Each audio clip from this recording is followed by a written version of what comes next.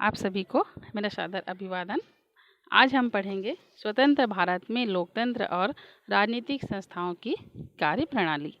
पिछले अध्याय में हम लोगों ने पढ़ा कि भारतीय शासन व्यवस्था को चलाने के लिए कौन कौन सी व्यवस्था की गई है, जिसमें लोकसभा, राज्यसभा, राष्ट्रपति और अन्य व्यवस्थाओं के बारे में से न्यायपालिका, इसके बारे में हम लोगों ने पढ़ा। आज हम पढ़ते हैं कि भारतीय संविधान में लोकतांत्रिक व्यवस्था को बनाए रखने के लिए क्या क्या प्रयास किए गए हैं। भारतीय संविधान में लोकतंत्र में सबसे जो नींव बात है, जो लोकतंत्र की नींव रखी जाती है, वो है जनता से, और जनता अपने मत देने के अधिकार से लोकतंत्र को और मजबूत करता है। अर्थात जनता के ही इच्छा से हमारे यहाँ शासन में किसी व्यक्ति को बैठना पड़ता है या किसी को शासन से हटना पड़ता है। तो यहाँ जनता की इच्छा ही सर्वोपरि होती है। भारतीय संविधान में लोकतंत्र को मजबूत बनाने के लिए मतदान की व्यवस्था की गई है, और ये मतदान एक आम चुनाव के रूप में हमको देखने को मिलता है, जो भारत की जनता को संविधान के द्वारा प्राप्त है। भारत में प्रथम आम चुनाव हुआ 1952 में। हालांकि हम स्वतंत्र हो गए थे 1947 में। भारत के संविधान का निर्माण हो गया था 1950 में, और भारत में प्रथम आम चुनाव हुआ था 1952 में। तो 1947 से 1952 ठीक 5 साल होता है, और 5 साल प्रधानमंत्री के रूप में पंडित जवाहरलाल नेहरू ने कार्य किया था, और इसके बाद ही 5 साल बाद 1952 में आम चुनाव करवाने का फैसला लिया गया था। भारत में जब प्रथम आम चुनाव हुआ तो इस आम चुनाव में बहुत सारी चुनौतियों का सामना करना पड़ा, और इनमें से जो सबसे बड़ी चुनौती थी वो थी निरक्षर जनता।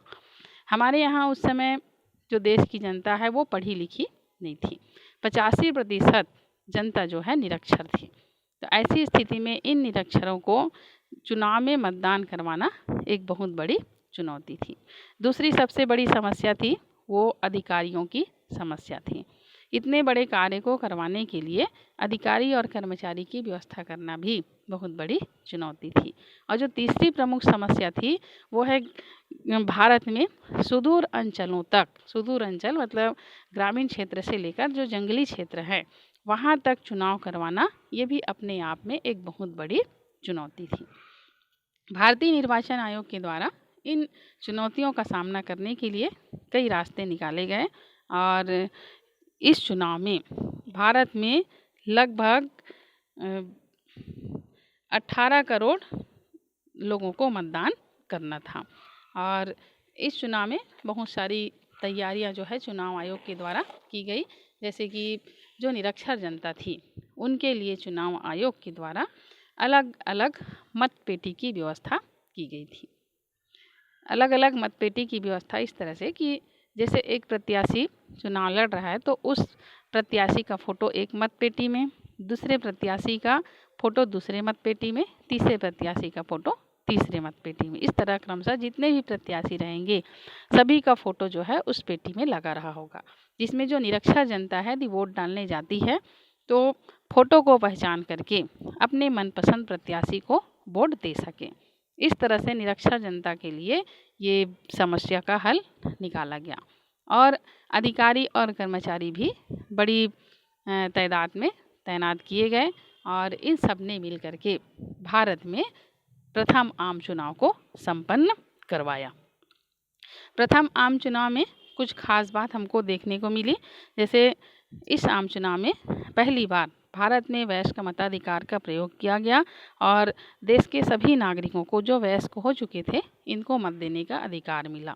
यहाँ पर वयस्कता की आयु जो है वो 21 वर्ष थी। जैसे हम आज देखते हैं कि भारत में आज वयस्कता की आयु है 18 वर्ष, तो उस समय वयस्कता की आयु 21 वर्ष थी। अर्थात जितने भी 21 वर्ष के स्त्री और पुरुष जो हो चुके हैं उनको मत देने का अधिकार था। दूसरी इस चुनाव की खास बात थी कि सरकार ने सुदूर ग्रामीण क्षेत्रों तक मतदान केंद्र की व्यवस्था की। इन्हें सरकार ने ग्रामीण क्षेत्रों से लेकर जंगली क्षेत्रों तक भी मतदान करवाने की व्यवस्था की। तीसरा है कि इस चुनाव में विधानसभा और लोकसभा चुनाव साथ साथ हुए। जैसा कि अभी हम देखते हैं, कभी लोकसभा का चुनाव हो रहा है तो कभी राज्यों की विधानसभा का चुनाव हो रहा है। तो उस समय एक ही साथ लोकसभा और राज्यों के लिए विधानसभा दोनों का चुनाव जो है एक साथ संपन्न हुआ। और क्या खास बात थी, तो इस चुनाव में कुल 17 करोड़ मतदाता पंजीकृत किए गए जिनको वोट डालने का अधिकार दिया गया, और इनमें 85% मतदाता जो है निरक्षर थे। इस चुनाव की और ख़ास बात थी कि इस चुनाव में लगभग 2,24,000 मतदान केंद्र बनाए गए थे। करीब 1,000 व्यक्तियों पर 1,000 व्यक्तियों पर एक मतदान केंद्र बनाया गया था। और इस चुनाव में 10 लाख कर्मचारियों की नियुक्ति चुनाव करवाने के लिए की गई थी। तो इस तरह ये चुनाव की कुछ खास बातें हैं। चुनाव की व्यवस्थाएं, तो इस चुनाव में कुछ खास किस्म की व्यवस्थाएं देखने को मिली जो बहुत बड़ी दिलचस्प व्यवस्था थी। आइए हम जानते हैं कि ये कौन कौन सी व्यवस्था थी। तो पहली व्यवस्था ये थी कि जिन इलाकों में पर्दा प्रथा व्याप्त था वहाँ पर जो कर्मचारी थे, जो ड्यूटीरत कर्मचारी थे, वो महिला कर्मचारी थे, और महिला कर्मचारियों की ही पर्दा प्रथा वाले क्षेत्र में ड्यूटी लगाई गई थी इन मतदान केंद्रों में, और महिलाओं के लिए अलग से मतदान केंद्र की व्यवस्था की गई थी। फिर दूसरा है इसी समय अजमेर में एक ऐसी मतदाता आई मत डालने के लिए जो अपने रथ से उतरी। तो रथ में जब वो उतरी तो उसका चेहरा किसी ने नहीं देखा, सिर से पांव तक वो पर्दा में थी, कपड़े से ढकी हुई थी। और जब वो मतदान केंद्र पर पहुंचती है तो केवल उसके नाखून में स्याही लगाने के लिए उसके नाखूनों को ही वो बाहर निकालती है। तो ये पर्दा प्रथा का सबसे बड़ा उदाहरण है। लेकिन उस समय पर्दा प्रथा को स्वीकारते हुए मतदान केंद्र में इस तरह से व्यवस्था की गई कि एक पर्दा में रहते हुए कोई भी महिला जो बालिग है अपना मत डाल सकती है। फिर कुछ गांव में एक इकाई के रूप में मतदान किया गया। असम का एक आदिवासी गांव है जहां से खबर आई कि उस गांव के लोग एक झुंड बनाकर जुलूस के रूप में अपने गांव से निकले, गाजे बाजे के साथ निकले और रात में अलाव जलाते हुए पड़ाव किए। फिर नाचते कूदते हुए सुबह वो मतदान केंद्र तक पहुँचे और मतदान केंद्र में एक जुलूस की शक्ल में फिर कतार लगा करके अपना मतदान किया। तो ये एक उत्साह था पहला मतदान करने का। तो इस तरह से कई हमको नए नए चुनाव देखने, नए नए व्यवस्था देखने को मिलते हैं। एक गांव में कुछ इस तरह से व्यवस्था की गई कि गांव के लोग किस प्रत्याशी का समर्थन करेंगे या किसका नहीं, इसके लिए भी एक गांव में व्यवस्था किया गया। और जिस प्रत्याशी को जिताना है उसके लिए जो प्रत्याशी थे इन्होंने अपना पहलवान उतारा। इन पहलवानों के बीच कुश्ती हुआ। उस कुश्ती में जिस पहलवान की विजय हुई और जिस प्रत्याशी के लिए वो पहलवानी किया था, कुश्ती लड़ा था, तो गांव के लोग विजयी जो पहलवान हैं इसके पक्ष में ही सारे गांव के लोग वोट देने की बात को स्वीकार किए। तो पहलवान जो है प्रत्याशी का प्रतीक था और उस पहलवान के जीतने पर संबंधित प्रत्याशी जो उस पहलवान को उतारा है उसको पूरे गांव के लोगों ने वोट देने की ठानी या फैसला किया। हालांकि ये पूर्णतः लोकतांत्रिक नहीं था क्योंकि सबका अपना अलग अलग मत होता है, लेकिन उस समय ये व्यवस्था थी और गांव के सारे लोगों को इस व्यवस्था को मानना पड़ा। तो ये चुनाव की कुछ खास व्यवस्था थी। कुल मिलाकर हम देखते हैं कि ये जो 1952 में आम चुनाव है वो बहुत हद तक सफल रहा। 46% जो है मतदाताओं ने वोट डाला और इसमें 40% महिला वोटर ने वोट दिया। और जब पहले चुनाव का परिणाम आया तो पंडित जवाहरलाल नेहरू की कांग्रेस ने पूर्ण बहुमत हासिल करते हुए इस चुनाव में विजय प्राप्त किया। राज्यों के चुनाव के नतीजे भी कांग्रेस के पक्ष में ही गए।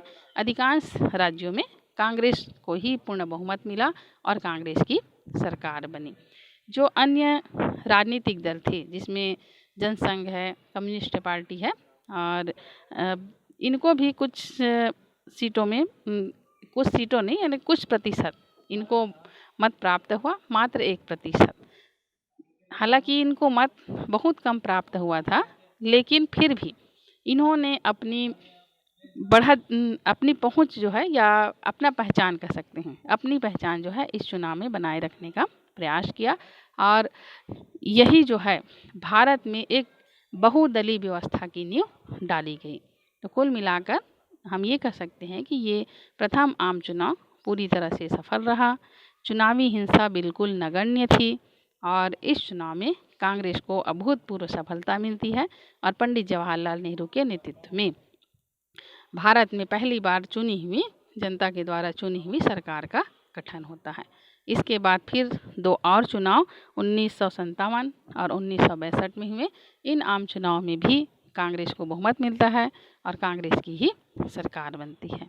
आज के इस वीडियो में इतना ही और आगे हम पढ़ेंगे अगले वीडियो में एक दल का वर्चस्व।